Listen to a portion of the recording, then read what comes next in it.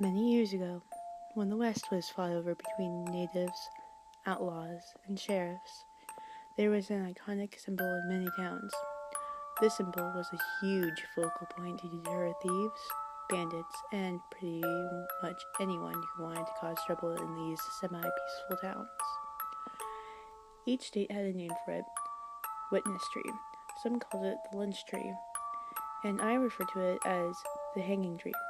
Now, most of you have heard of the gallows, probably some from old pirate movie and or an early settlement documentary. These trees are not them. The gallows were basically a raised wooden platform with sturdy pieces of wood constructed over said platform where the guilty would be executed via hanging.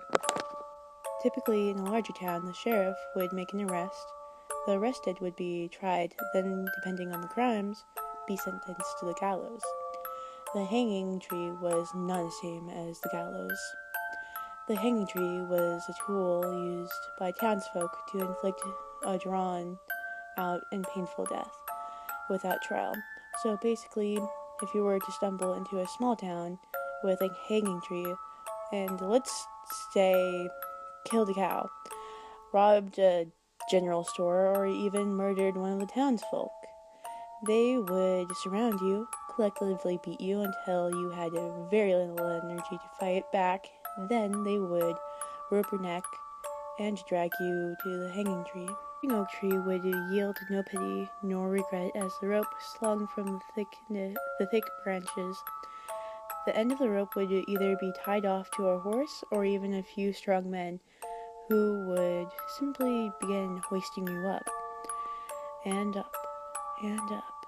The heated rope will begin to tighten around your neck, rubbing the flesh raw.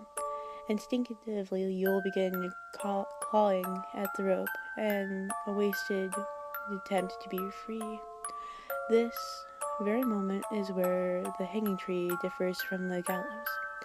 The gallows typically involved some type of drop from the platform, resulting in the breaking of the neck.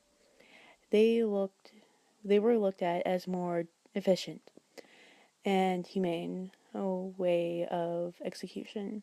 At this point, your feet would be raised off the ground, your eyes getting slightly blurry, yet taking in every person around you, cheering for your demise.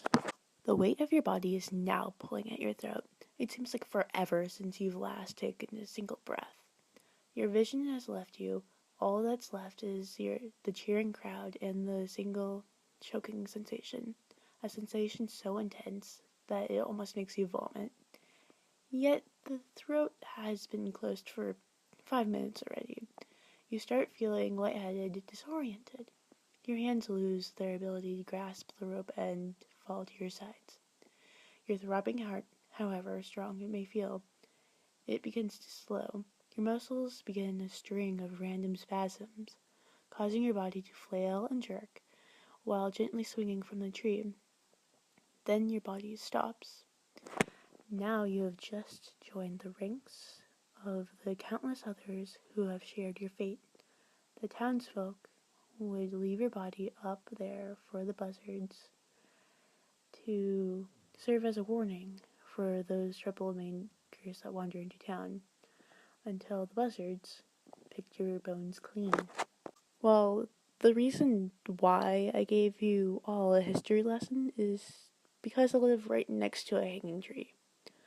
When I was young, my father had forbidden me from ever playing in the tree. He said that I would get hurt and gave me a story about how a friend who climbed on the tree fell and snapped his neck.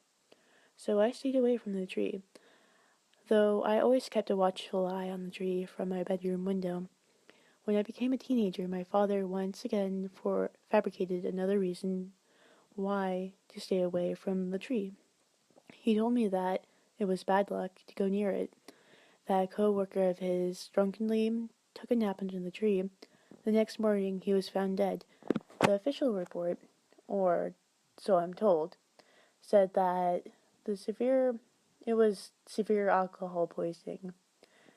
Still young and impressionable, I heeded my father's warnings and kept my distance. The night finally arrived when I encountered the tree for myself. Prom had just lit out. Some kids stayed at a hotel, others went on to other party locations. However, I decided to take a late night stroll back to my house with my date. I wouldn't lie and say I didn't drink. A group of my friends and I snuck out back during a prom and killed a couple of bottles.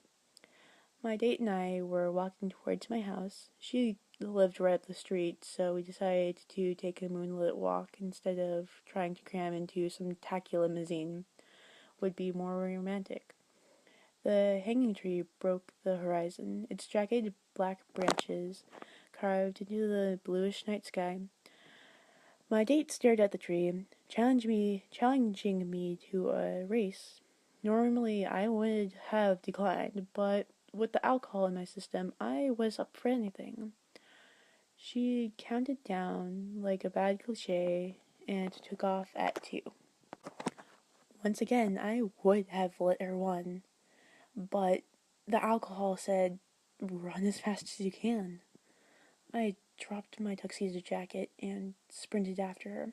Without me even realizing it, I had passed her. I was already catching my breath with the one hand on the tree, but for some reason I couldn't catch my breath.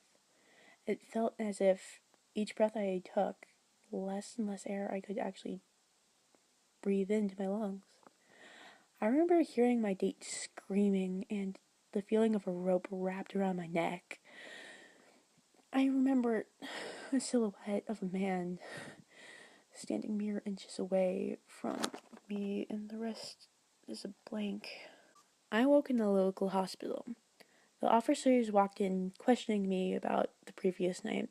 After telling them everything, they reassured me that they will do everything in their power to find the man that did this to me.